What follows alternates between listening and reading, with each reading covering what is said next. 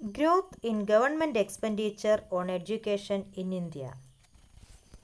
Government expenditure on education is expressed in two ways. First, as a percentage of total government expenditure. It indicates the importance of education in the scheme of things before the government. Second, as a percentage of gross domestic product. It expresses how much of our income is being committed to the development of education in the country. In both the cases, the result will be the same or the figure will be the same.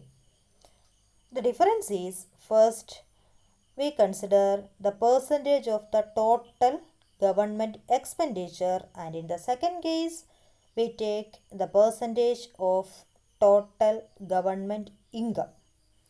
During 1950 to 2014, education expenditure as percentage of total government expenditure increased from 7.92 to 15.7, and as percentage of GDP increased from 0.64 to 4.13. In 2009, the Government of India enacted the Right to Education Act to make free education a fundamental right of all children the age group of 6 to 14 years. Government of India has also started levying a 2% education cess on all union taxes. The revenue from this education cess is used for elementary education. Expenditure on different levels of education in India.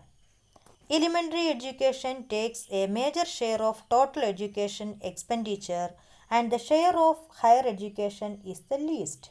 Though, on an average, the government spends less on higher education. Expenditure per student in higher education is higher than that of elementary. That means the government spends large amount for elementary education, but the per head expenditure of higher education is higher. However, this does not mean that financial resources should be transferred from tertiary education to elementary education. As we expand school education, we need more teachers who are trained in the higher educational institutions. Therefore, expenditure on all levels of education should be increased. Regional differences in educational attainment in India. In 2014-15, the per capita public expenditure on elementary education differs considerably across states and regions, from as high as rupees 34,651 in Himachal Pradesh to as low as rupees 4,088 in Bihar. This is due to economic, political, as well as social reasons. This leads to differences in educational opportunities and attainments across states. Inadequacy of expenditure on education. About 50 years ago, the Education Commission 1964-66 had recommended that at least 6% of GDP can be spent on education so as to make noticeable rate of growth in educational achievements. Compared to this desired level of educational expenditure, the current level of a little over 4% has been quite inadequate. That means the decided level of contribution is 6% of GDP, but at present the only 4% of GDP is used for education.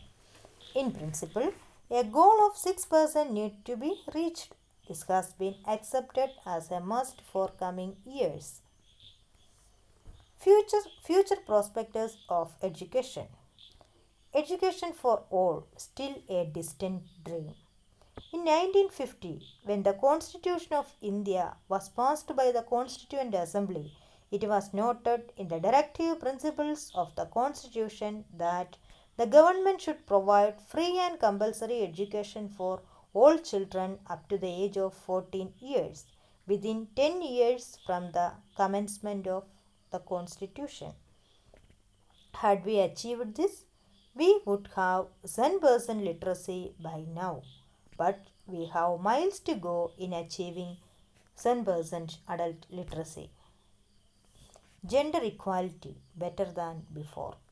The differences in literacy rates of males and females are narrowing, signifying positive development in gender equality. Still, the need to promote education for women in India is imminent for various reasons, such as improving economic independence and social status of women to save them from exploitation.